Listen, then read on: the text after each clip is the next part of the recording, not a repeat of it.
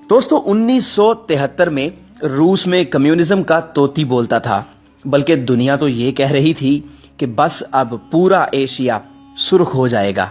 उन दिनों एक पाकिस्तानी ऑफिसर मास्को ट्रेनिंग के लिए चले गए। वो कहते हैं कि जुमे के दिन मैंने दोस्तों से कहा चलो जुमा अदा करने की तैयारी करते हैं।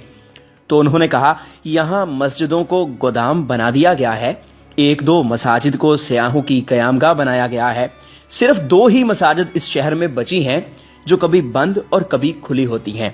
मैंने कहा आप मुझे मसाजिद का पता बता दें, मैं वहीं चला जाता हूं और जुमा अदा कर आता हूं। पता लेकर मैं मस्जिद तक जा पहुंचा तो मस्जिद बंद थी। मस्जिद के पड़ोस में ही एक बंदे के पास मस्जिद की चाबी थी। मैंने उस आदमी को कहा कि दरवाज़ा खोल दो मस्जिद का, मुझे नमाज पढ़नी है। तो उसने कहा दरवाज़ा तो मैं खोल दूंगा, लेकिन अगर आपको कोई नुकसान पहुंचा तो मैं जिम्मेदार नहीं हूं। मैंने कहा देखें जनाब, मैं पाकिस्तान में भी मुसलमान था और रूस के शहर मास्को में भी मुसलमान ही हूं। पाकिस्तान के शहर कराची में भी नमाज अदा करता था और रूस के शहर मास्को में भी नमाज अदा करूंगा, चाहे कुछ भी हो जाए। उसने मस्जिद का दरवाज़ा खोला तो अंदर मस्जिद का माहौल बहुत ही ख़राब था। मैंने जल्दी जल्दी सफाई की और मस्जिद की हालत अच्छी करने की कोशिश करने लगा। काम से फारिग होने के बाद मैंने बुलंद आवाज़ से अजान दी। अजान की आवाज़ सुनकर बूढ़े बच्चे, मर्द औरत सब मस्जिद के दरवाजे पे जमा हुए कि ये कौन है जिसने अपनी मौत को आवाज़ दी है, लेकिन मस्जिद के अंदर कोई नहीं आया। खैर मैंने जुमा तो अदा नहीं किया क्योंकि अकेला था, बस जोहर की नमाज अदा की और मस्जिद से बाहर आ गया। जब मैं जाने लगा तो लोग मुझे ऐसे देख रहे थे कि जैसे मैं नमाज अदा करके बाहर नहीं निकला, बल्कि दुनिया का कोई नया काम मुतारफ करवा के मस्जिद से निकला हूँ। एक बच्चा मेरे पास आया और कहा कि आप हमारे घर चाय पीने आए। मैं उसके साथ जब घर पहुंचा तो तरह तरह के पकवान बन चुके थे और मेरे आने पे सब ही बड़े खुश दिखाई दे रहे थे। मैंने खाना खाया, चाय पी तो एक बच्चा मेरे साथ बैठा हुआ था। मैंने उससे पूछा आपको कुरान पाक पढ़ना आता है? बच्चे ने कहा जी बिल्कुल, कुरान पाक तो हम सबको ही आता है। मैंने जेब से कुरान पाक का एक छोटा नुस्खा निकाला और कहा कि मुझे पढ़कर सुनाओ।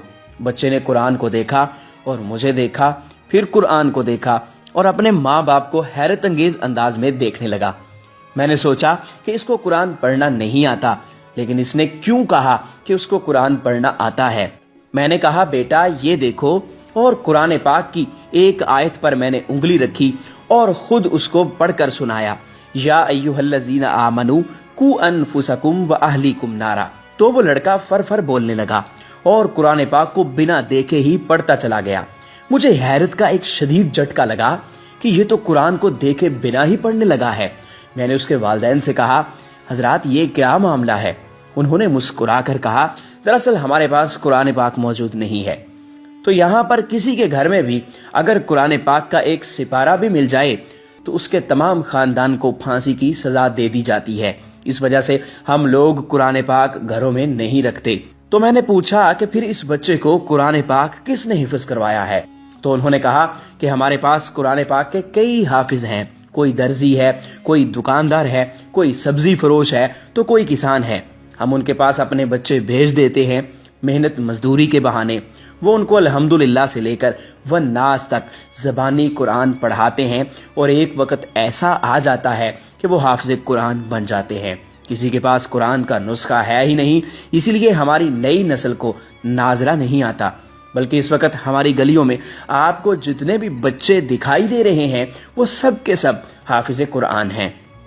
यही वजह है कि जब आपने इस बच्चे के सामने कुरान रखा तो उसको पढ़ना ही नहीं आया, लेकिन जब आपने एक आयत सुनाई तो वो फर बोलने लगा, और अगर आप ना रोकते तो ये बच्चा सारा कुरान ही सुना देता। वो ऑफिसर बताते हैं कि मैंने कुरान का एक नहीं कई हजार मोजज़े उस दिन देखे। जिस मुआशरे में कुरान पाक पर पाबंदी लगा दी गई थी, वो भी अपने पास रखने पर उस मुआशरे के हर फर्द, बच्चे, बूढ़े, मर्द और औरत के सीनों में कुरान पाक हिफ्ज होकर रह गया था।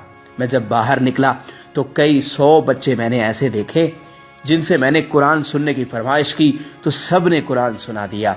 मैंने कहा लोगो, तुमने कुरान रखने पर पाबंदी तो लगा दी, لیکن جو سینے میں قرآن مجید محفوظ ہو رہا ہے اس پر پابندی نہ لگا سکے۔